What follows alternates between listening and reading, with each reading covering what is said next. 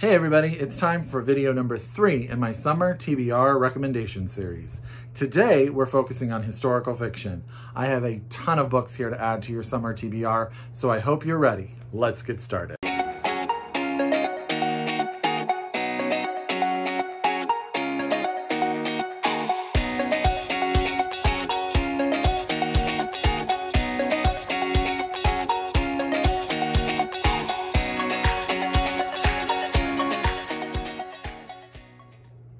Hi everybody and welcome back to my channel. It's Russell with Ink and Paper Blog. How are you all doing today? As always, I hope you're happy, I hope you're healthy, I hope you're safe, and of course, I hope you're reading. Or a book, or 2 or 3, because it is prime time summer reading season. Can you all believe that June is almost over? I cannot believe how fast 2021 is going. But that means the first real month of summer in my mind is already over. But that doesn't mean we don't need to be continuing to add books to our TBRs. So today I'm here to recommend some historical fiction. Now, historical fiction for me is sort of defined in this way. It's either sort of centered around an event in the past in some way, shape, or form, or it could be inspired sort of by someone in the past and their sort of exploits in time. And it also tends to sort of have a discussion or a narrative, for me, through a certain time period or over a certain amount of time. All of these books, are they going to make your definition of historical fiction? I don't know, but I hope that they all wind up on your TBR. So get out that pen, get out that paper, get out that Goodreads, however you keep track of that said TBR. If you are so able, please order these books from your local independent bookstore, 1, 2, 3, or if you're a library user, get your library to get you a copy as soon as possible.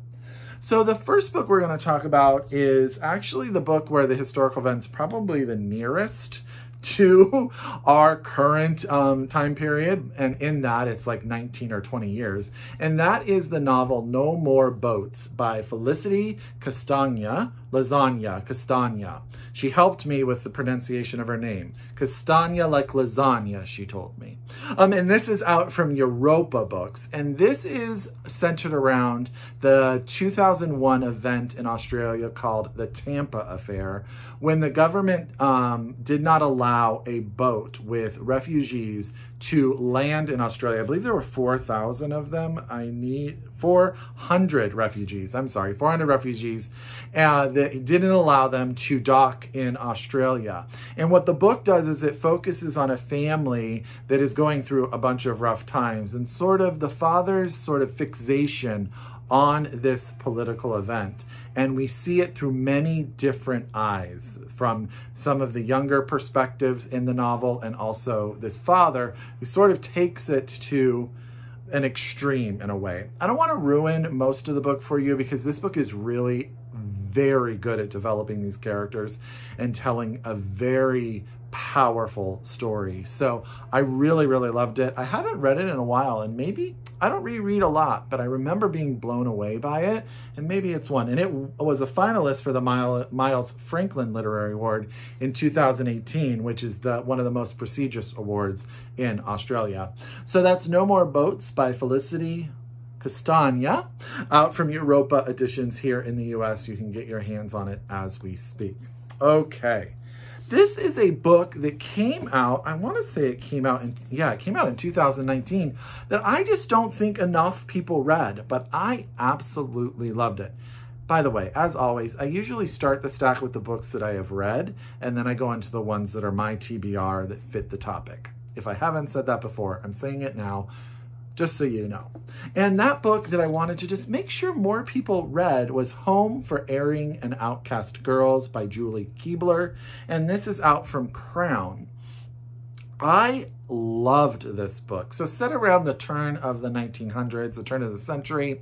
It's set in Texas. Our two main characters wind up at this home that's outside of, I want to say, Arlington. Yes, Arlington, Texas. And it's a home that's been built by this religious community, really for young girls and women who are going through different events that society is going to think about them one way or the other. Some people are there for mental health. Some people are there because, some young girls are there because they're pregnant and out of wedlock. Some are dealing with drugs. Some deal with prostitution. And this house is sort of a place where they can sort of come and heal and find themselves again. And we have two main characters that arrive at the house pretty much at the same time, very, very similar. One with a young daughter that she is trying to raise, and another who's sort of trying to flee a relationship. And they get there and they form a friendship. And what the book does is it follows these two young women through their lives together. One really buys into the house, really buys into the religion, really feels part of that story, and really sort of that is where she finds her power. And then the other woman sort of is more, how's the word I want to say? She's more of a free spirit. And, you know, she doesn't know if she wants to sort of be locked down in this place. And we go through their lives together as they sort of come to terms with everything that they've gone through and everything that they want to see their future to be. And times change too, you know, it's the early 1900s, the Depression is coming, all of that sort of, you know, World War I is coming, all of that sort of stuff is happening. So I absolutely, absolutely love this. I definitely think it's worth a read. Not enough people read it. So this is Home for Erring and Outcast Girls by Julie Kibler, and this is out from Crown. The only thing I don't like about this book is how hard it is for me to say the title sometimes. But I really, really, really loved it, and I want more people to read it. Okay, let's talk about the very first book I read in 2021, and that's The Prophets by Robert Jones Jr., and this is out from Putnam. One, I still think this cover is absolutely fantastic. This is the tale of young love, because the two boys in it are not very old, but it's two young men on a slave plantation. They are slaves who are in love with each other. They met when they were young. Their relationship is pretty much known to the community, to the slave community around them, but many people have different perspectives on it. And this book is about how that relationship affects not only the slaves on the plantation, but also the people who run the plantation, the people who own the land, the people in the house. And it tells it from so many different perspectives, not only from the young boys' perspectives, but also from the perspectives of the women that are sort of around them. And it gives real sort of dimension to the authenticity of their relationship. This is a heart-wrenching, tear your heart out type of book. I'm sorry, I'm just giving it a warning there. There's, you know, there's a lot of awfulness that happens on the plantation that is hard to deal with.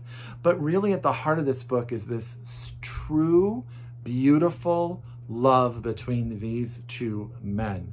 And I say boys because they're so much younger than me, but you know, after everything they've gone through, they are definitely men. They've definitely dealt with some really tough stuff. And I absolutely loved it. So that's The Prophets by Robert Jones Jr., and it is fantastic. Okay, and let's go a little different, a little literary historical fiction, and make sure that everyone has read The Jane Austen Society by Natalie Jenner. This book is just a very fun, great summer read. And it is exactly sort of what it is. It's about a group of people who come together. I can't remember. It's like the early 1800s when this happens. So it's the early 1800s. They come together to sort of create a society for Jane Austen, but they come from very different, varied backgrounds.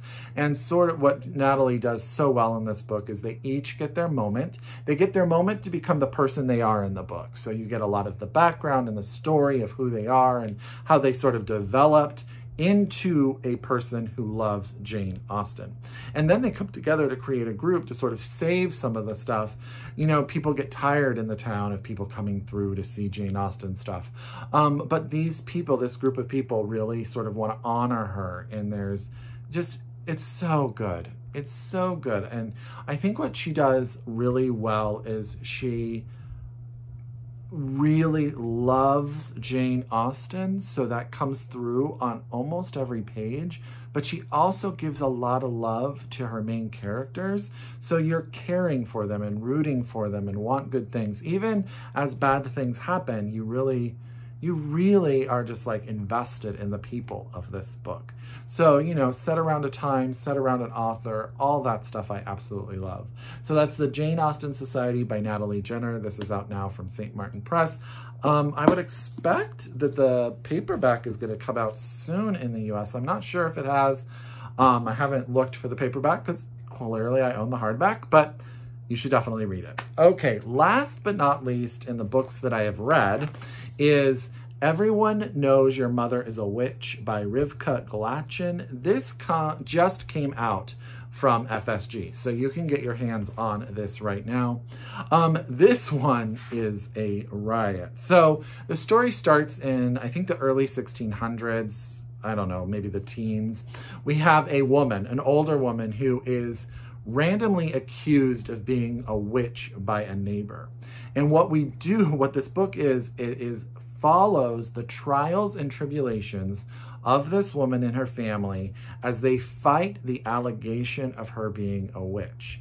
And what it does so brilliantly. This is a book about people who are petty and make these sort of allegations for no apparent reason with no factual base, but really just to get back at others. And what the main character has to do is she has to sort of navigate this line of trying to get people to understand the truth, but in the same time, really defend herself against an allegation that there's nothing to defend against. Does that make sense? The main character is sort of a crabby, sassy old woman, you know, that's like right in my sweet spot. She has an utter love for her pet cow, which just makes me love her even more. But she has a complicated family. And this is actually based on a true story. Her son is a mathematician. He's sort of been brought up into some sort of relevance, you know, just power position. And he's trying to get involved in getting his mother's name cleared as well. That's sort of where the impetus for this book comes from. But it is a real page turner. It is a real, it's just like a book where you want to know what's going to happen. You want to know what's going to happen to the main character. I think her name is Katarina. Let me make sure. Katharina, yes. So Kibler. And I absolutely loved it. And it is out now and you should get your hands on it. It is very, very good. So that's Everyone Knows Your Mother is a Witch by Rivka Galchen, out now from FSG. You can get your hands on it as we speak. Okay, now we're going to go into the books that I have not read. So I will have the less to say because I can't talk about them as in much detail, but they're all on my TBR. One I've already started, and that's The Great Circle by Maggie Shipstead, and this is out from Knopf. This is fantastic so far. So it is a bit of a chunkster, which, you know, for me, it takes a lot for me to be dedicated to a big fat book. But Maggie Shipstead, I just love her as a writer. And her last book, well, the one about, I always forget, Astonish Me, which was about ballet dancing, was fantastic. Now, this book is told in two sections. One is the story of a woman. Her name is Marion Graves, and it is a fictional account of her flying her plane around sort of the world, a circle around the world. What we learn is, in the other story, we learn that she never made the full circle. And what in the present day is happening, a movie is being made of her life, and our other main character, who was sort of fascinated with her as a child, has now been asked to play her. So we actually get two stories. We get the story of Miriam, how she grew up, the story of her and her brother. Her parents are killed in a plane crash, and sort of how that all comes around full circle. And I believe from what I've read online that Miriam is based on the real life of a woman named Jean Batten, B-A-T-T-E-N, I believe, who was a aviatrix, I believe is the word. So there's some, you know, historical pieces to this, but it's also just about this time, this woman at that time fighting against, you know, what the society thought she should be doing. She and her brother are raised very differently. And then we have the modern day story of a young woman who is orphaned as well, and she becomes famous, and then sort of what fame does to her, and she winds up in this biography film about this woman that she sort of idolized when she was younger and she had forgotten. Maggie Shipstead is a fantastic writer. I absolutely love her, and I am really, really enjoying this. So that's Great Circle, Maggie Shipstead, out now from Knopf. Okay. Let me see. I have 3 more books to tell you about. Let me tell you about the other one that is out, because it just came out, and that's An Unlikely Spy by Rebecca Starford. This just came out from Ecco. I saw it in the bookstore just the other day. And I believe that this is, I've done some Australian lit on there, because I believe Rebecca Starford is Australian, and I know Felicity Castagna is also Australian. So look at me. That's all for you, Jacqueline. An Unlucky Spy is the story of Evelyn. Evelyn is a young girl. She's very, very ambitious. And in the 1930s, she goes to school. She becomes, I am totally flipping this one. I'm getting it mixed up with another book in my head. Give me a minute. So in 1939, she's graduated from Oxford, and she decides that she is going to do something. She's just really driven. She gets recruited by MI5, okay? And she's in the counterintelligence unit. And it says, a ruthless secret society seeks an alliance with Germany, and posing as a Nazi sympathizer, Evelyn must build a case to expose their treachery. But as she is drawn deeper into the layers of duplicity, perhaps of her own making, some of those closest to her become embroiled in her investigation. Evelyn's loyalties placed under extraordinary pressure, she'll face an impossible choice: save her country or the people that she loves. So I'm really excited about this one. That's An Unlucky Spy by Rebecca Starford. This is out now. You can get your hands on it from Ecco. Sorry, I had to dive into that one a little bit in the back. Sometimes my brain doesn't always work in the afternoon. The next book I want to tell you about is The Perfume Thief by Timothy Shaffert. This is out from DoubleDay, and it comes out in August. So thank you very much, DoubleDay, for sending me this early copy. You may have seen this in my recent book haul if you watch all of my videos, but this really speaks to me. Clementine is our main character. She is 72 years old, which, you know, just sort of hits me right here because I love it. I love myself an older woman main character. And she was a con artist. She did that for a long time. She has since retired, living a very nice life on the money that she earns. But it's 1940-ish in Paris, France. She's very into sort of the scene with the burlesque girls and those sort of women. She's sort of created this place where they can come, and I believe she gets them perfume, bottling extracts for them. But what happens, of course, is World War II comes, the Nazis move in, and the people in her community start to disappear. She is sort of roped into this one last task of trying to steal this book that has recipes in it for perfumes from a famous Parisian perfume person. But it's also being pursued by this, I believe they call him a Francophile Nazi bureaucrat named Oscar, and he wants Clementine to get it for him. So she's trying to come up with a plan. They're sort of in this battle of wills, if you will. And she starts to tell him about her life, how she got to this place and where she is now, as a stall tactic in order to sort of get her plan in place so she can get what she wants and get out. I think it sounds fantastic. So that's The Perfume Thief. Gosh, I'm struggling today, y'all. By Timothy Shaffert, out from DoubleDay. It comes out in August. Can't remember, August 3rd. So it comes out early August, which is really not that far away. Last but not least is The Woman of Intelligence by Karin Tanabe. And that's how I'm going to say that. I apologize. Tanabe, maybe. But I'm going to say Tanabe. This is out from St. Martin's Press, and this comes out in July. Let me see if I can get an actual date for you. I don't have a specific date. But this is another woman spy thriller sort of book.